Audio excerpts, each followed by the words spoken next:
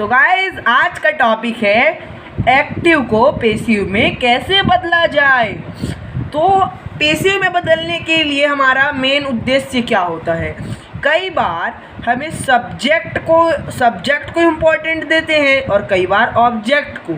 तो active sentence होता क्या है, जो भी टेंस होता है, जो भी टेंस का सेंटेंस बनता है उसी को एक्टिव बोलते हैं। और पेसिव किसे बोलते हैं, जब हमें ऑब्जेक्ट को इम्पोर्टेंट देना हो, ऑब्जेक्ट को इम्पोर्टेंट देना हो तो अब हम किसका यूज़ करते हैं बच्चों, पेसिव का।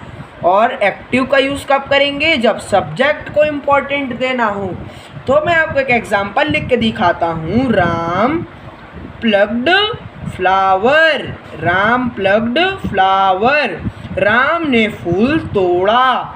अब देखो राम यहाँ पर क्या है, सब्जेक्ट, फ्लावर क्या है, ऑब्जेक्ट, ये क्या है, प्लग्ड क्या है, वर्ब। अब ये सेंटेंस किस में है, एक्टिव में है। किस में है, एक्टिव में है। अब हम इसको किस में कन्वर्ट करेंगे, पेसिव में। तो याद रखना बच्चों, जो वर्ब होता है, वर्ब हमेशा जब हम पेसिव में बनाएंगे तो जो एक्टिव का जो वर्ब होगा वो कौन से फॉर्म में चले जाएगा, बी प्लस वर्ब का थर्ड फॉर्म, वर्ब का थर्ड फॉर्म। तो बी के कितने फॉर्म होते हैं पहले उसको देख लेते हैं। बी के होते हैं is am are, was were, ये सेकंड फॉर्म है उसका, और थर्ड क्या है, बीन। ये 3 सेंटेंस होते हैं बच्चों, समझ रहे हो। तो अगर आपको किसी सेंटेंस को अगर वो प्रेजेंट में दिया हो तो ये तीनों को यूज़ करेंगे, पास्ट में दिया हो तो ये तीनों को, और बीन कब यूज़ करेंगे, जब वो ऑलरेडी थर्ड फॉर्म में हो। इसका मतलब क्या है, जब वो परफेक्ट में हो। तो जैसे अब इसमें क्या होगा, ऑब्जेक्ट यहाँ पर आएगा, सब्जेक्ट यहाँ पर आएगा। तो ऑब्जेक्ट क्या है हमारा, फ्लावर। अब सब्जेक्ट क्या है हमारा, राम।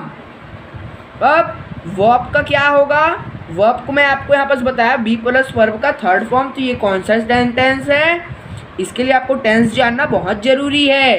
राम प्लग्ड फ्लावर ये है पास्ट इंडेफिनिट टेंस। तो ये इंडेफिनिट का, पास्ट इंडेफिनिट में वर्ब का सेकंड फॉर्म यूज़ होता है। तो हम इसको बी प्लस वर्ब के थर्ड फॉर्म में करेंगे। तो प्लग्ड का थर्ड फॉर्म, प्लग का थर्ड फॉर्म प्लग्ड ही होता है। और बी इसमें हम लिखेंगे फ्लावर वॉज, क्योंकि हम वॉज वर यूज़ कर रहे हैं। वॉज सिंगुलर के लिए यूज़ होता है, वर प्लूरल के लिए। अब जो ये वाला हमारा सेंटेंस है, इसमें सब्जेक्ट तो ये है, ऑब्जेक्ट तो ये है, और वर्ब तो ये है।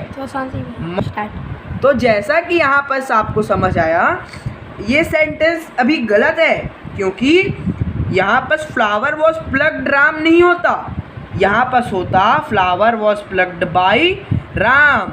बाई हम किस लिए लिख रहे हैं, क्योंकि जो बाई यानी कि जो कर रहा है, कौन कर रहा है, राम। हम इम्पोर्टेंट किसको दे रहे हैं, राम को, और किसके द्वारा किए जा रहा है, राम के द्वारा। तो किसका क्या होगा, बाई राम।